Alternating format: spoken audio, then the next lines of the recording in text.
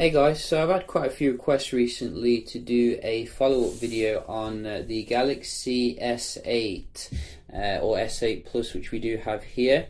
This is coming on now for 6 months old, and some people want to know, is it still worth buying late 2017? I'd say the short answer to that is yes, definitely. But there are some things to be aware of as well if you want the longer answer. With the phone, similar to previous Samsung phones, when they do, start to age a little bit.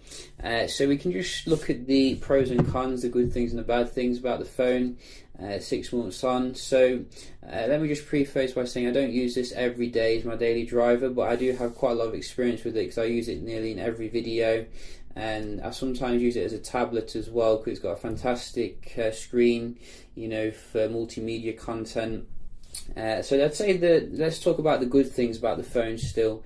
The good things, the form factor here, absolutely fantastic form factor. Has made every other phone on the market look pretty boring in comparison. I mean, you've got some fantastic phones on the market right now, but when you consider the form factor here, comparing with the S8, it's just made everything else look very kind of redundant. I mean, you've got the Pixel 2 here coming with some fantastic camera technology, HTC's latest phone as well. I think they brought out the Plus as well, obviously, but this was their latest phone before the U11. Fantastic phones in their own right, but you just can't compare in terms of the design here, and that goes for the smaller version and the bigger version. The thing that impresses me so much about the phone is how good it feels in the hand, even though it's so big, like the screen, because they've really maximised the screen real estate, and every other company seems to have tried to copy this form factor. You're still getting the curved display here, which has obviously some pros and cons. Some people will say that it's a little bit of a gimmick, in terms of the functionality, but others will actually find it quite useful. Like you can do different things here, as you can see, and it's only got better with software updates. Where you can do more and more different things. Personally, I find the usability a little bit annoying with the curved displays, because sometimes when you're doing things on it, you can accidentally hit the curved display, and it obviously, because it's touch sensitive, it actually takes you out of an app or something. So personally, I think I prefer where you have a board, like a bezel-less kind of display, but with a little bit of border there, so you don't keep catching the screen.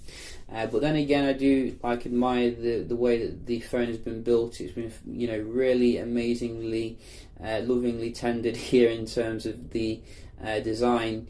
I think it's probably one of the more fragile phones on the market though, so you do pay in regards to the durability. If there's a problem internally with the S8, you're going to compromise the waterproofing, so you do need to think about that really. It's not the easiest phone to repair in terms of iFixit, so that's something to consider. So the actual form factor, amazing, but I definitely think they could still do some improvements really. They could also add a removable battery.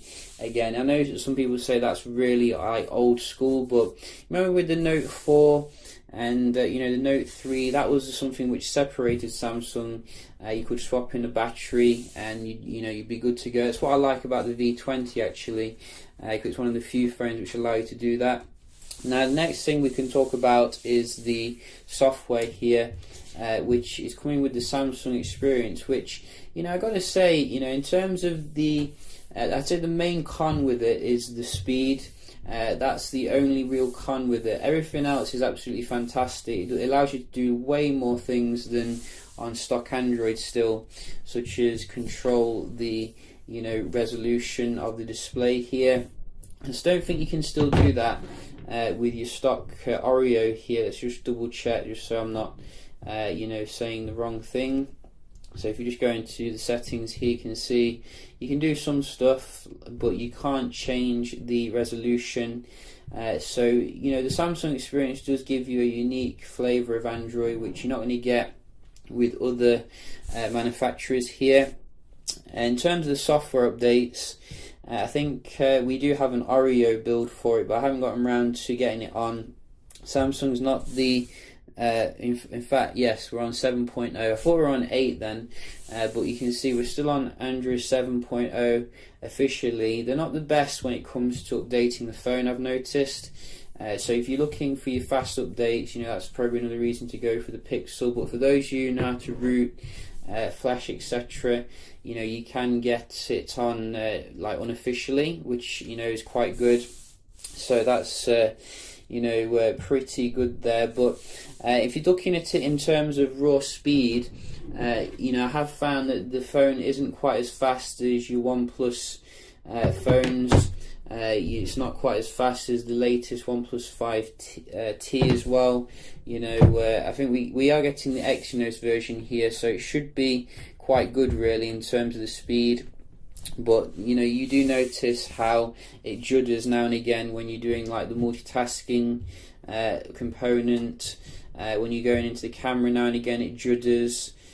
So it's not horrible, but it's not as smooth as what you get with Pixel, OnePlus, or iPhone devices at the end of the day. And that's, I'd say, the main drawback in regards to the software performance.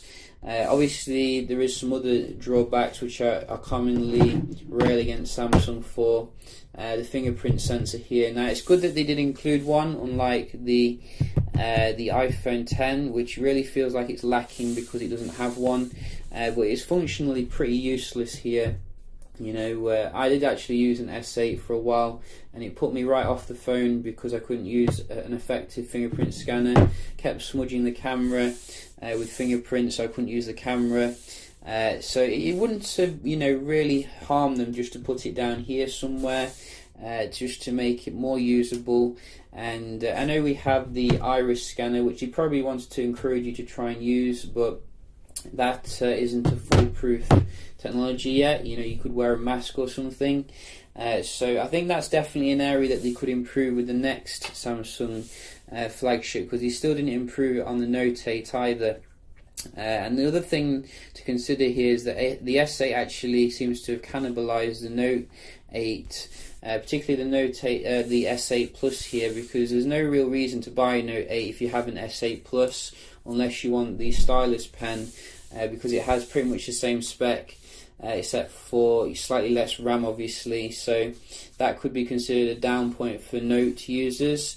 I think that personally, Samsung should just have a smaller Samsung Galaxy S series and then the bigger Note series, which has the power user features, removable battery, etc. But I don't think we're probably going to see that next time.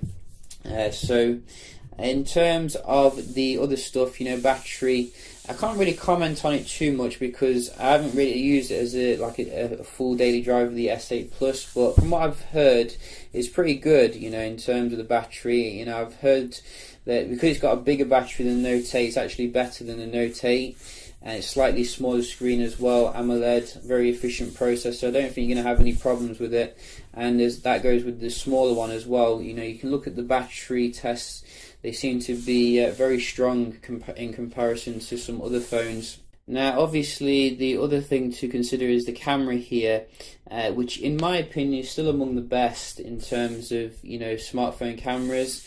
Yes, officially there have been other cameras which have overtaken Samsung, in terms of the scoring system, such as the Pixel. But me comparing them side by side, I haven't seen the massive difference I was expecting. Really, I think Samsung really set the bar high early in 2017 in terms of the camera technology, coming with optical image stabilization. That very fast autofocus.